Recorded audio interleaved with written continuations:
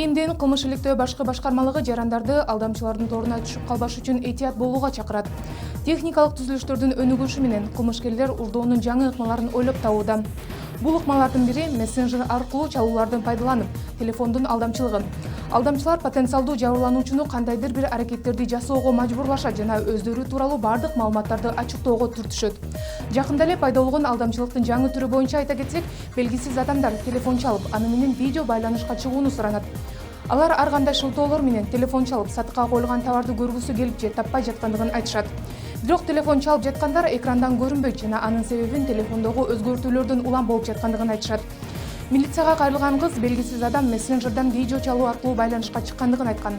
Анан белгисиз адам адашып кеткендигин айтып, видео байланыш менен сүйлөшүүнү сунуштаган.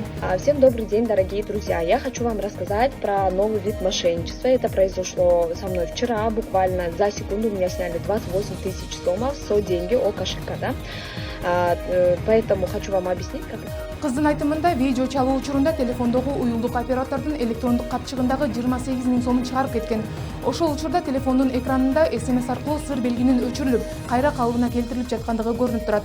Ошентип ал алдамчылардын жабыр тарткан. Учурда ушул факты боюнча иликтөө иштери жүрүп жатат. ИИМдин кылмыш иликтөө башкы башкармалыгы алдамчылардын мыйзамсыз аракеттерин коргонуу максатында чоочун адамдарга жеке маалыматтарды ачык чыгарбоону сунуштайт.